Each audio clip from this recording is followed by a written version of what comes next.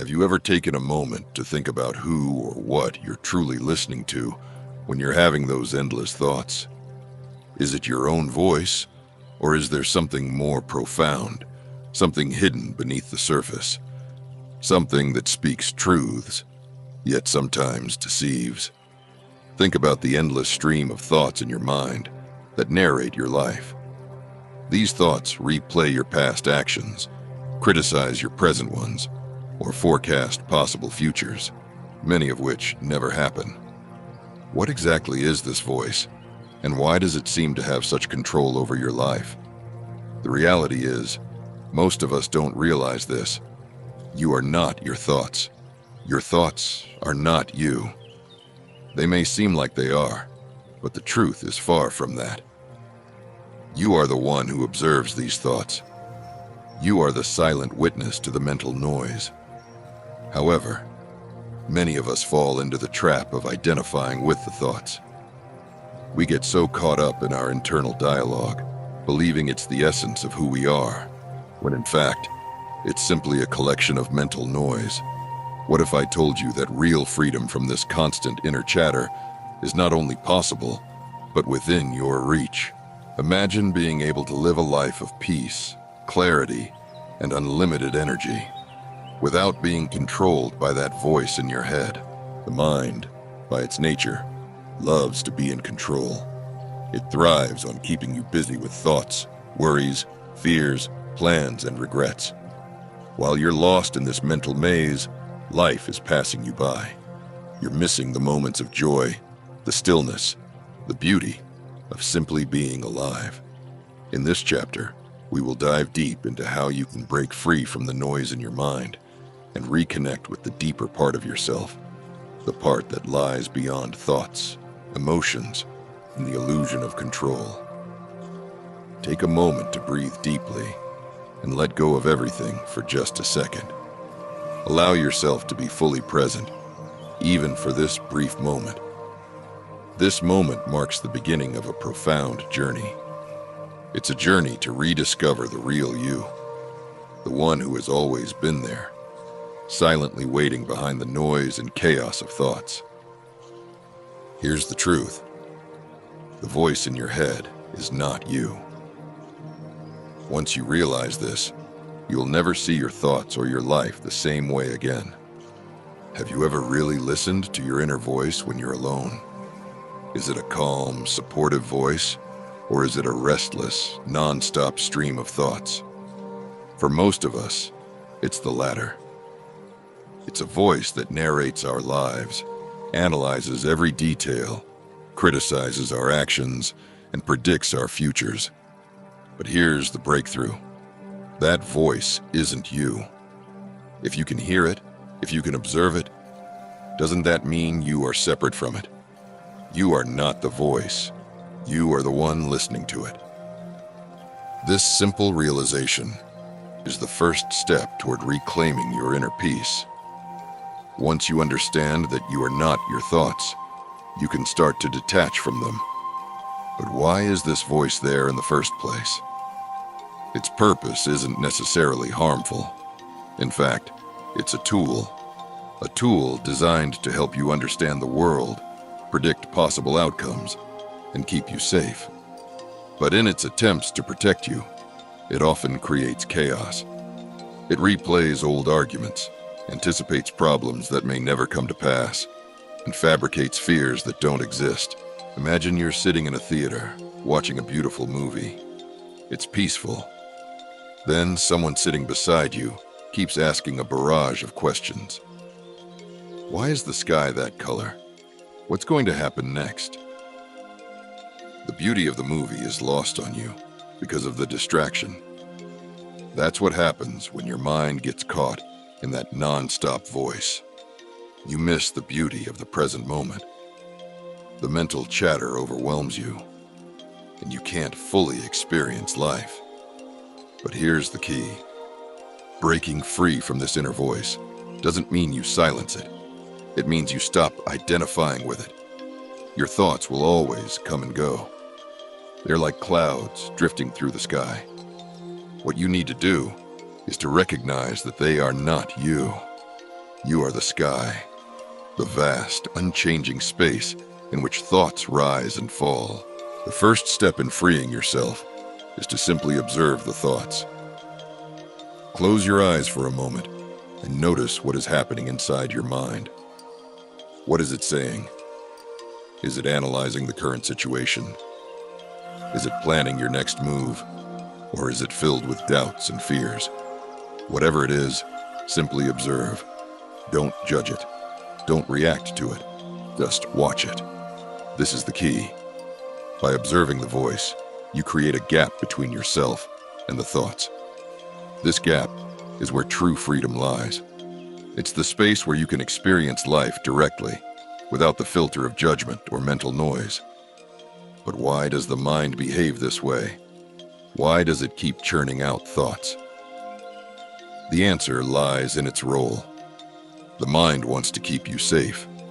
It tries to predict everything, to keep you from harm, and to avoid potential risks.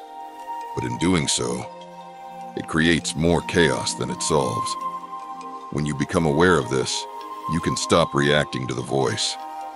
You can simply watch it, understand it, and let it go. The more you pay attention to the voice, the stronger it becomes. It thrives on your energy and focus. But when you stop identifying with it and simply observe it, it starts to lose its grip on you.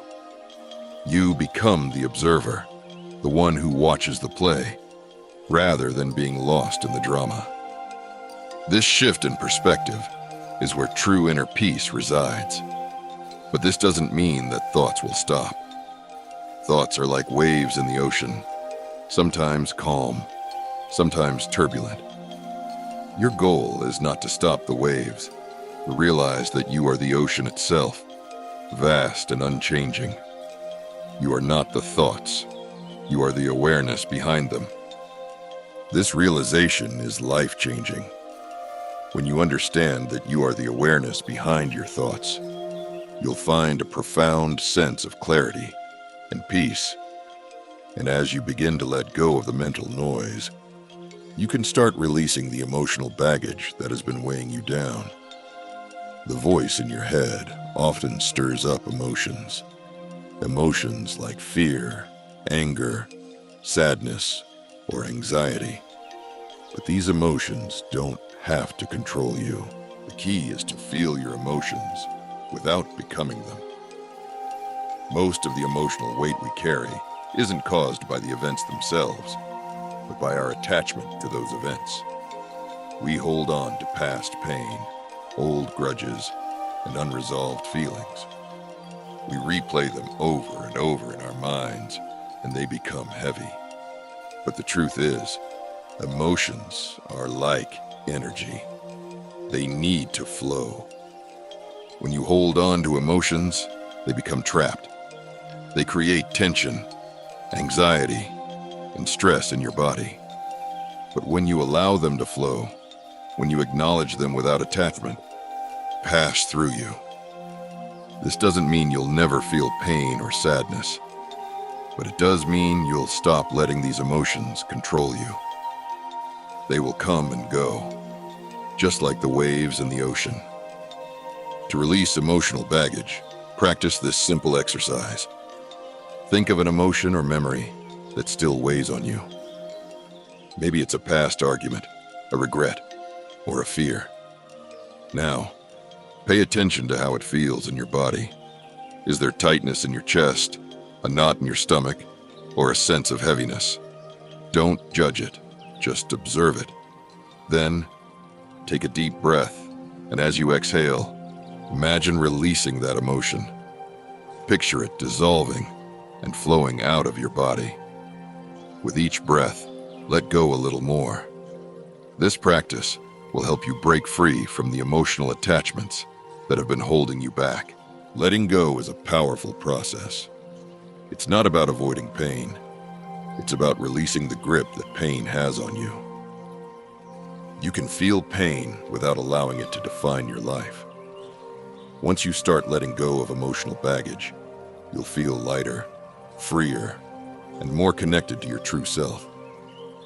This is the beginning of emotional freedom. The next step is to look at the illusion of control. We all crave control. We want to control our lives, our future, and even other people. But the more we try to control, the more we realize how little control we actually have. Life is unpredictable. It doesn't unfold according to the plans we create. How many times have you tried to predict what will happen, only for things to go in a completely different direction? The more you try to control, the more frustrated and stressed you become. But here's the paradox. When you let go of the need to control, you find freedom. You stop resisting life, and instead, you start flowing with it. Surrendering to life doesn't mean giving up or resigning yourself to fate. It means trusting that life knows what it's doing, even when you don't. It means accepting that you can't control everything, but you can control how you respond to it. The goal is to stop trying to force outcomes. Instead, trust that life will unfold as it should. When you stop trying to control everything, you'll feel more peaceful and at ease. You'll stop fighting the current and start flowing with it. Letting go of control isn't about giving up. It's about releasing the unnecessary stress and tension that comes with trying to control the uncontrollable. Try this practice. Think about something in your life that you're trying to control. Maybe it's a person, a situation, or an outcome. Notice how it feels in your body. Is there tension, anxiety, or frustration? Now, take a deep breath, and as you exhale, imagine letting go of that need for control. Picture yourself releasing it, trusting that life will handle it. Let go of the urge to manipulate the outcome. Trust that everything will unfold as it's meant to. By letting go of control, you'll discover a peace that you can't find through force. Life is much more fluid than we realize. When you stop resisting, when you let go, you'll feel a sense of freedom you never knew existed.